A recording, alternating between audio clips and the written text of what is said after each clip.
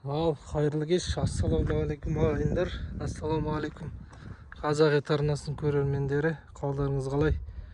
Кеш жарық, күн батып бара жатыр. Кешкі мал жайғау.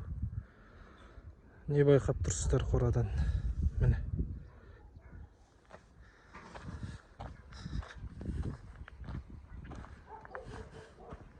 Мынау дегеніміз міне. Мынау пленка. Ыстық өткізбейді, суық өткізбейді. Енді ішіне іліп қараңыздар. Міне. Стекловата. 100-дік.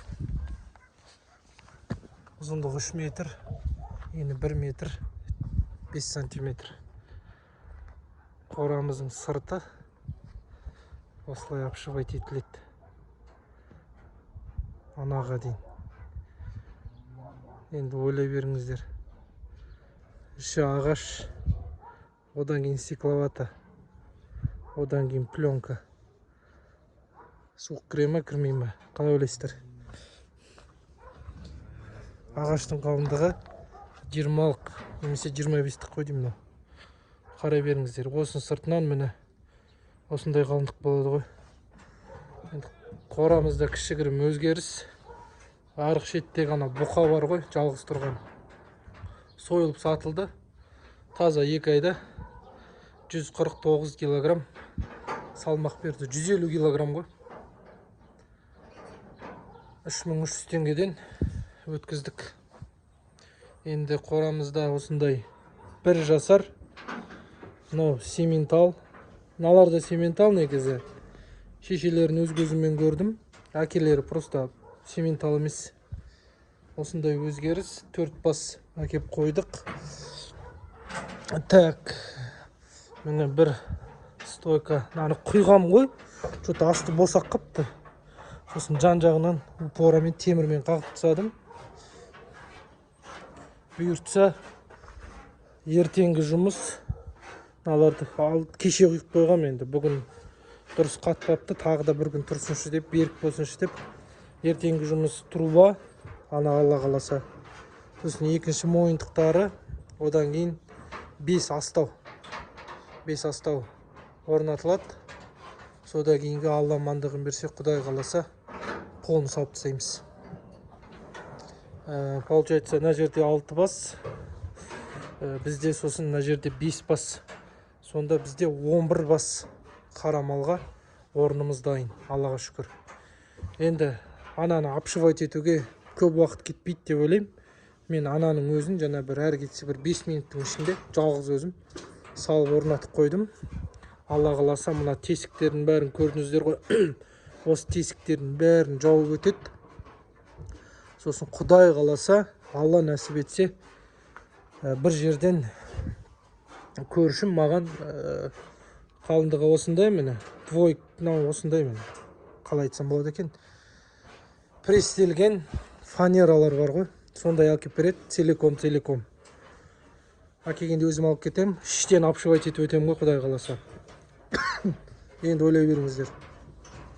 Қораның ішінде қандай температура болатын. Жел өзі бізде 24 сағат Алланың қалауымен осы жақтан күн батыстан ұратта тұрады ғой. Боранда, желде, аязбен желде. Енді осындай қалыңдықтан мен суық өтеді деп ойламаймын. Міне. Көрдіңіздер ме? Қандай қалыңдық. Міне мынау тақтай. Грубо 20-ка дейікші. Сосын міне. 100-діктер. Сырты пленка. Ыстық суық өткізбейтін. Бұны Алла қаласа бұның сыртын биыл емес шығар енді. Ұзындығы 3 метр болып тұр. Профлиспен полный апшывайт етпсем. Енді биыл ақшаның реті келмейді ау енді оған. Келесі жылы профлиспен апшывайт етпсем. Алла қаласа. Сонда біздің қорамыз енді Аллах біледі.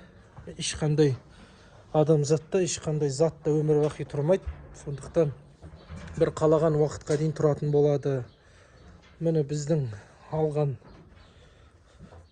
апшывайттауға міне мына жерде 27 штук, вообще 40 штук заказ берген болатынмын. Ертең Алла нәсіп етсе, Құдай қаласа 13 штукты әкеп тастайды. Бұл енді білсеңіздер, теплотрасса, жылу өткізгіш теплотрассалар болады ғой үйлерге, дәу.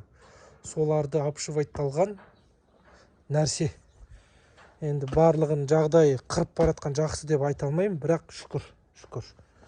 Әр нәрсеге шүкіршілік ету керек. Міне, көрсеңіздер. Енді бұның өзі қаншама жыл теплотрассада тұрды.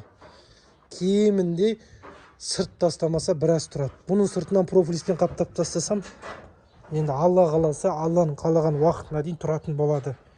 Міне ені 1,4 сантиметр жаңа өлшеген болатынмын. Ұзындығы таза 3 метр. Аллаға шүкір. Енді біздің жан жағымыз жабылады, бәрі шүкір. Материал бар. Енді біздің миссиямыз қорадағы профилистардың тесіктерін, міне мыналарды көрсеңіздер, клеймен бітеп өту керек болады. Клеймен әдемілеп барлығын бітеп өтем. Содан кейін именно осы қара мал тұратын жерді анау брустан, мына жерге тисем ба білмеймін. Мына брусқа дейін полный пеноплекс салам. Пеноплекс саламда үстінен USB мынандай фанералармен, міне мынандай осындайлармен полный обшивать етіп өтем. Сонда қораның іші жылы болады, және де бұқалардың үстіне, қара малдың үстіне тамшыламайтын болады. Алла нәсіп етсе. Бірақ семіріп алған бұқаға тамшыны бір ауызбен айтқан кезде менсінбейді. Міне осындай кішігірім жағдай. Аллаға шүкір, каналға тіркеліңіздер, лайк басыңыздар, комментарий жазыңыздар. Осындай бір видео шығарып қойғым келді. Осындай жаңалық бір өзім айтқанда. Мына жақтың барлығы жабылады. Ең бастысы көрермендер жақсылық тілек қойыңыздар. Көбірек комментарий жазбасаңыздар да, көбірек лайк басыңыздар. Келесі видеода кездескенше аман сау болыңыздар. Барлығымыз аман болайық, бар болайық.